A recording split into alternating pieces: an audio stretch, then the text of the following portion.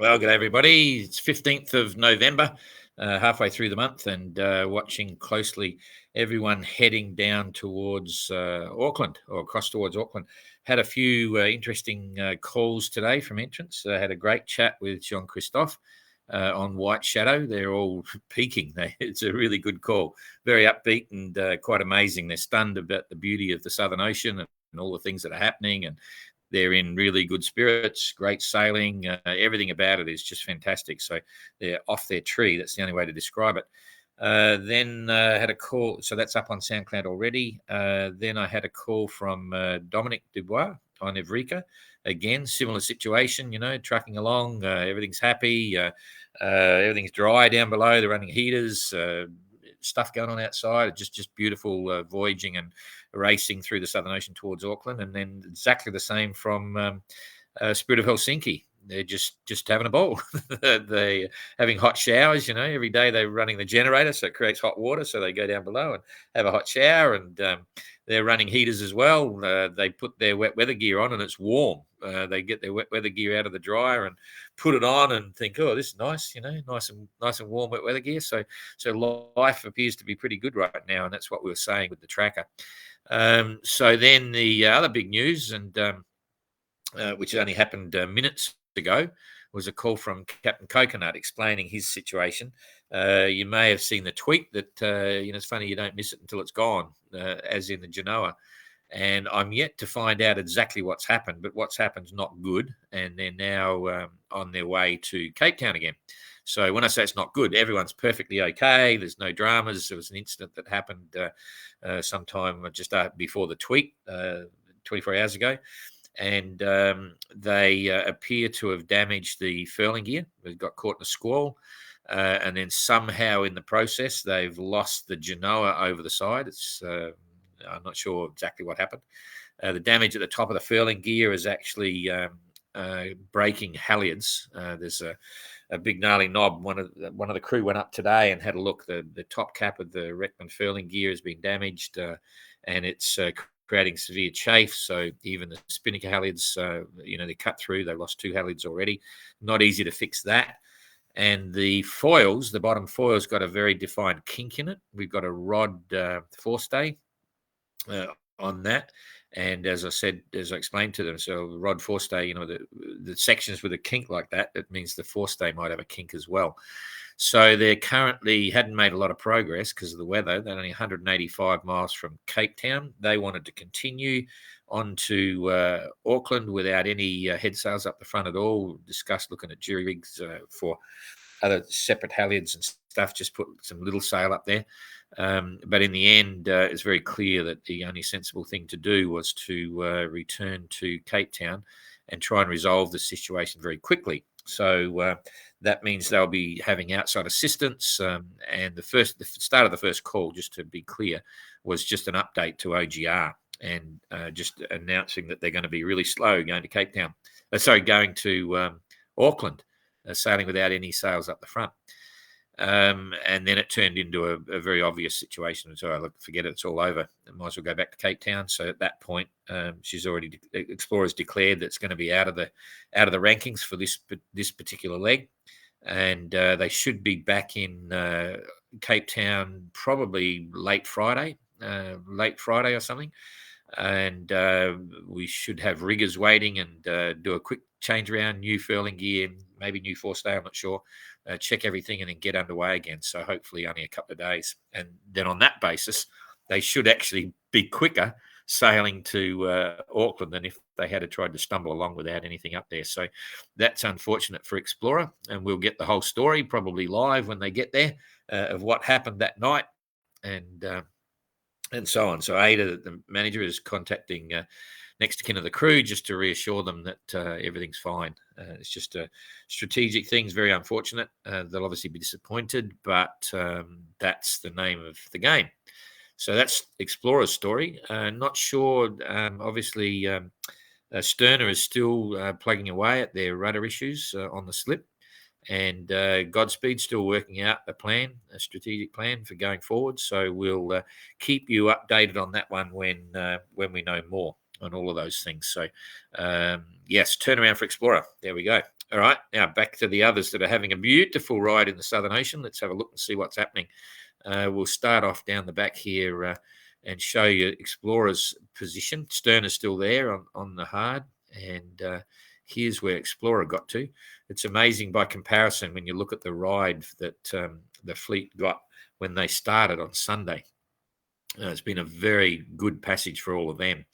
So Explorer's position, this was about 185 miles. Yeah, 180 miles. So maybe 200 miles and light winds. And if we look at the weather for them going back, I'll just get rid of that now. If we just bounce the weather forward for the day, it's going to go light, but there's a southwesterly rather, that's going to push them along a bit. That'll get them up. It's very light. They'll motor sail, no doubt. They've got plenty of fuel on board. Keep the average speed up. That's quiet for about 4 hours. There's a light headwind. That's not a problem. Then it's back to the westerly, and they'll sail that. So this is the 17th. So it's going to be a quiet run. And they should hopefully be able to, even motoring, it's 180 miles. Sometime Friday afternoon, I think we should see them in there.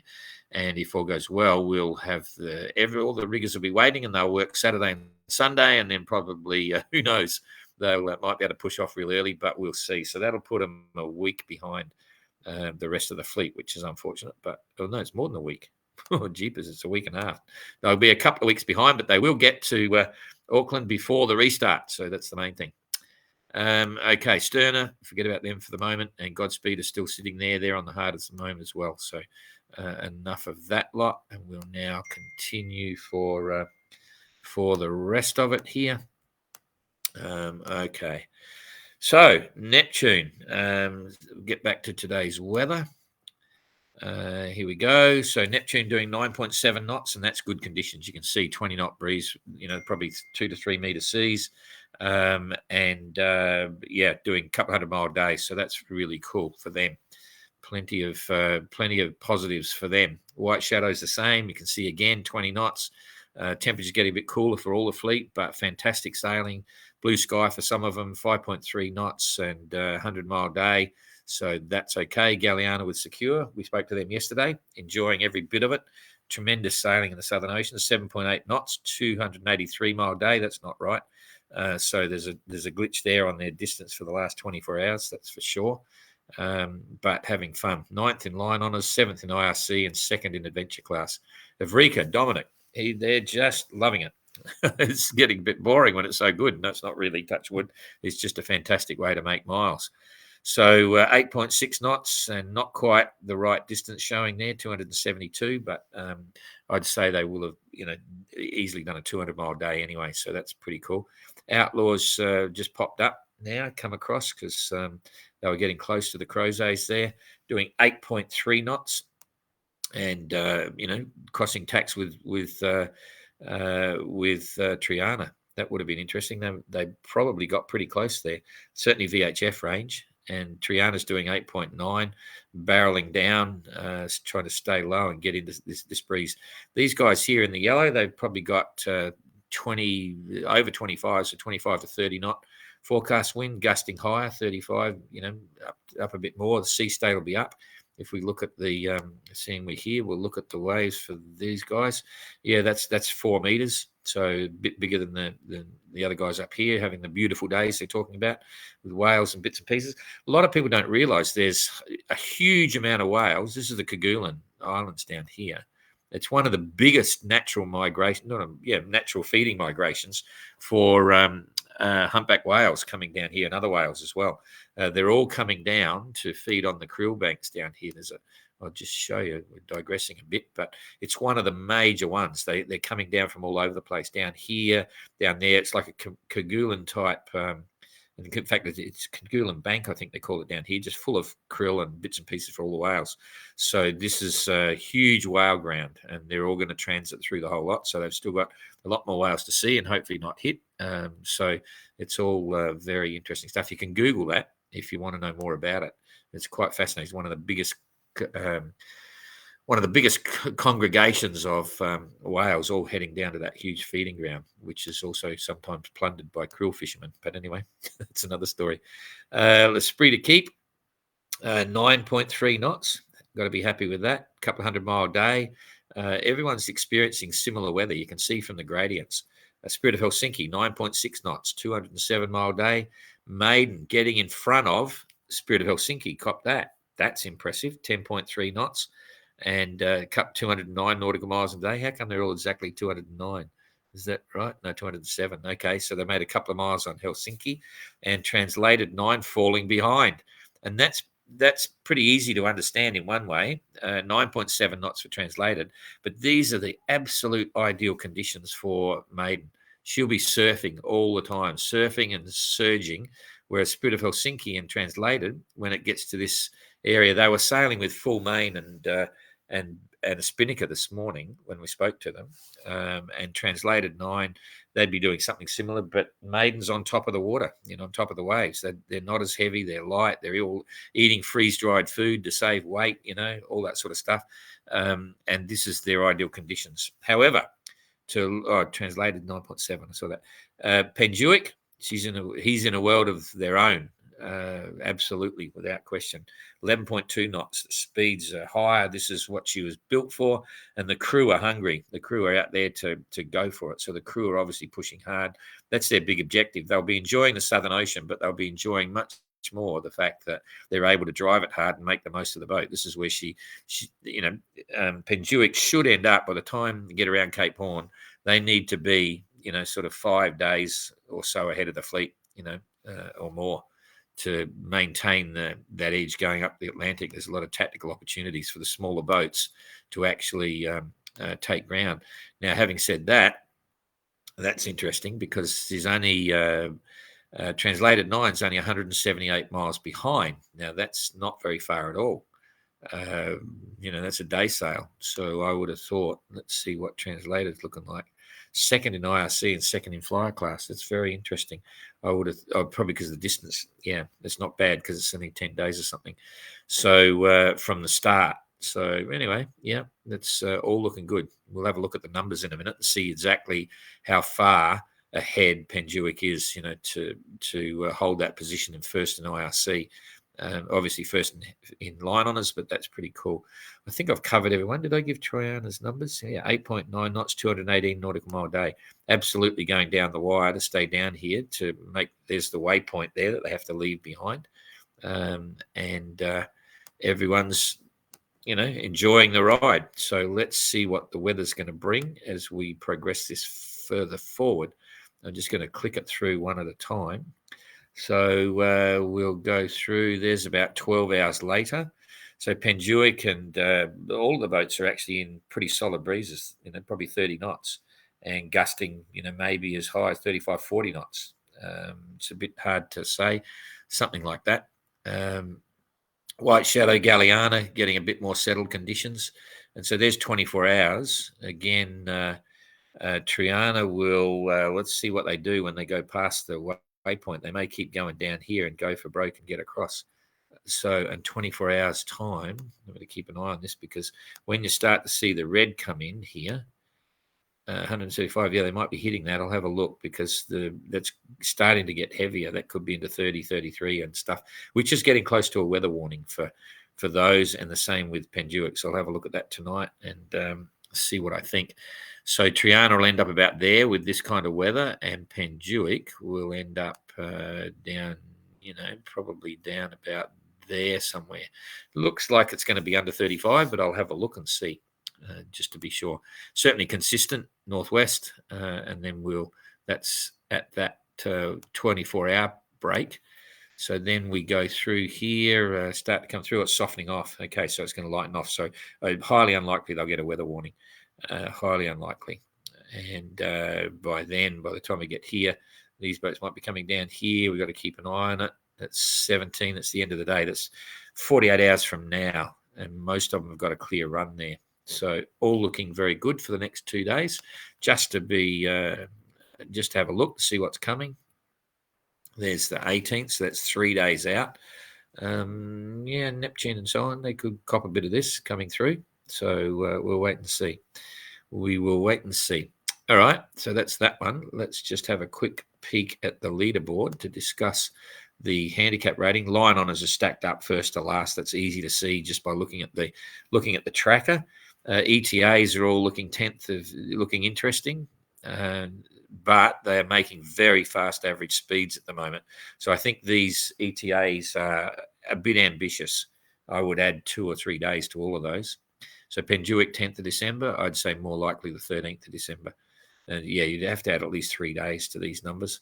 And let's see, Galliana 20th, 23rd. Yeah, they might just, White Shadow 29. It's going to be interesting. Jeepers. Okay, so let's have a look at IRC just to see how it stacks up.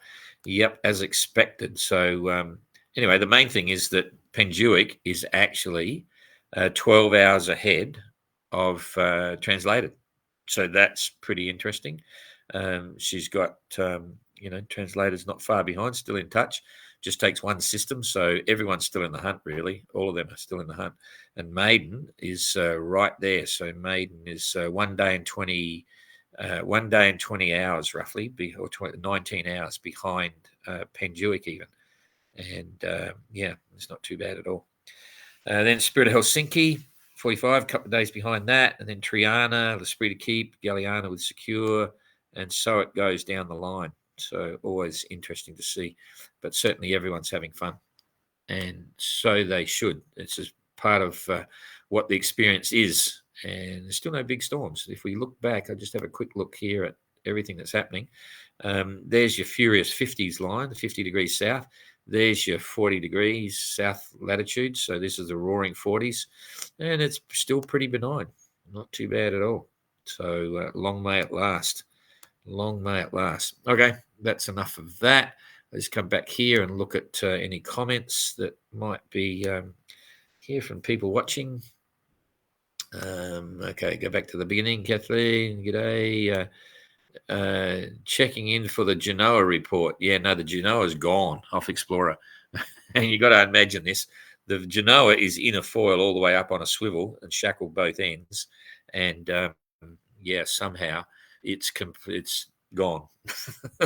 Anyway, that'll be a good story. I'm sure we'll get the fine detail from Mark. Thanks, Carl. We're getting ready for Thanksgiving over here in South Carolina. That's cool. South Carolina was the home of the BOC at one stage. Francis, hi from Cows, the home of sailing. Yep, great spot. Sorry for John. Yeah, it's bad news for Explorer, that's for sure. Anyway, that's how it goes. Hope they can get everything fixed quick. Yeah, I'm sure we can. I spoke to Jeremy Bagshaw is the GGR skipper down there. Ada got me his numbers. We've all been involved with the GGR for some time and great mates. And we've got a few big supporters down there, and Jeremy's one of them.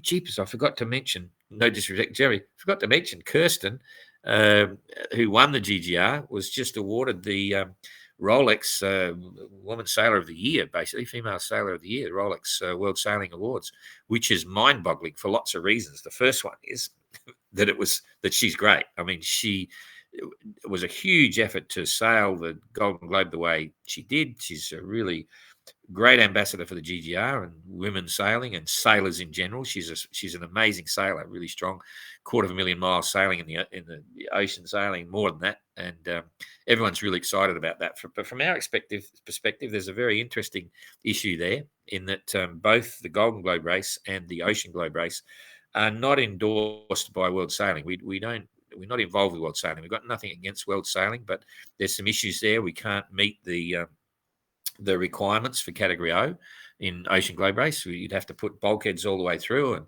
a few other issues, but nonetheless, and it's the same with the Golden Globe race. We can't meet some of the impractical aspects of Category O for around the world racing for World Sailing. So we just don't go there. And amazingly, Kirsten was nominated, even though the GGR is not endorsed, and she won it, which is fantastic for her, and it's quite interesting for the GGR as well. So, well done, Kirsten. Thanks for doing all that, and thanks to World Sailing for nominating her, and then all the people that voted for her.